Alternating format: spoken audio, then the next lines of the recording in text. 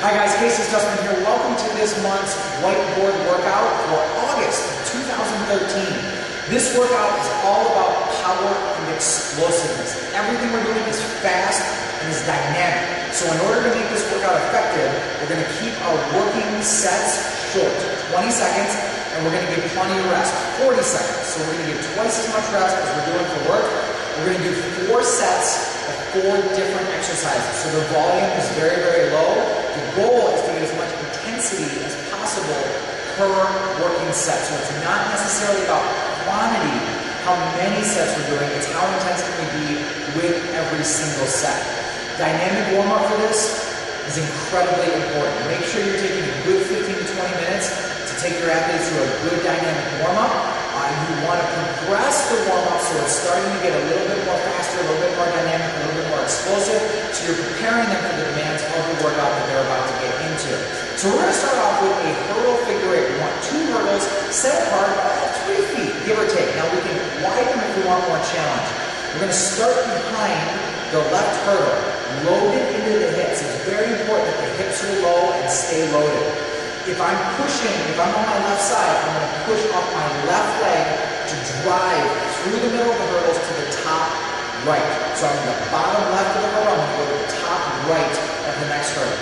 Then I'm going to open and I'll push off the right foot to go to the bottom of the right hurdle. Now I'm on the other side, I'm going to repeat the pattern. So I'm going to load into the hips, push off the right leg to get to the top left, and then I'm going to load into the hips, open, push off the left leg to get to the bottom left. And keep repeating for 20 seconds. The trick to this drill is staying low.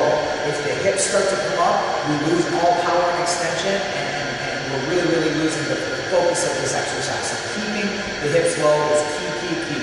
4 sets for 20 seconds.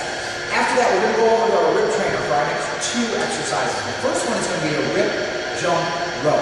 Now we're going to start with our hands in mid-zones. Our power hand is going to be our right hand. Now depending on your athletes, depending on how much time you have and how much volume you want to attack them with, you can either do 4 sets on the right, 4 sets on the left. I'm actually a bigger fan of just doing 4 sets period. 2 on the right, 2 on the left.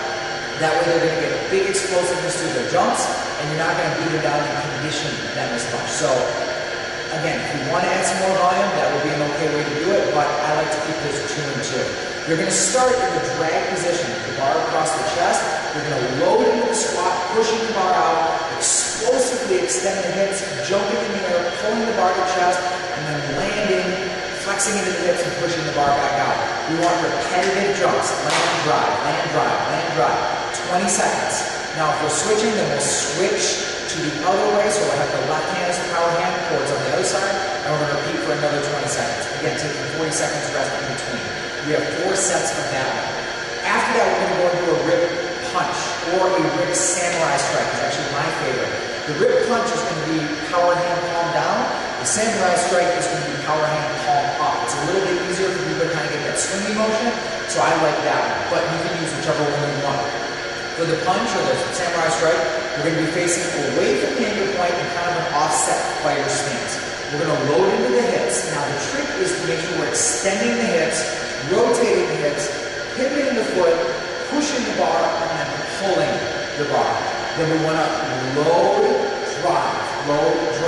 The trick with the rip punch or the samurai strike is that the hips are the generator of the power and the force, not the upper body.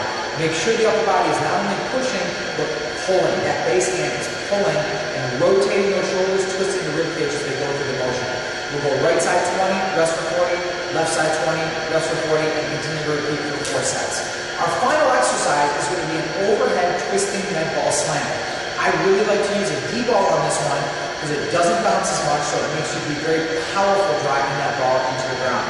We're going to start with the ball loaded outside the left of the body. I'm going to lunge down, loading the hips to pick up the ball, drive through the hips, take the ball all the way overhead, pivot the feet, and drive down to the opposite side.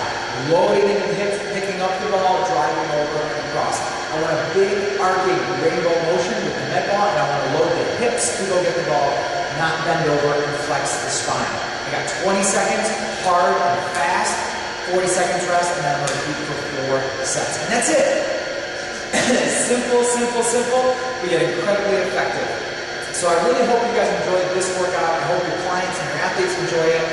If you want to get the Insiders Whiteboard Workout, so same idea, but we just show some videos in here, so it's a little bit easier to see some of the exercises. Head over to CaseyStutzman.com and click Join the League of Extraordinary Trainers right in the top right corner, and get on that list, and every month you will get the Insiders Whiteboard Workout in addition to this bad boy here. So I hope to see you over there. Thanks again for joining me, and I'll see you guys next month.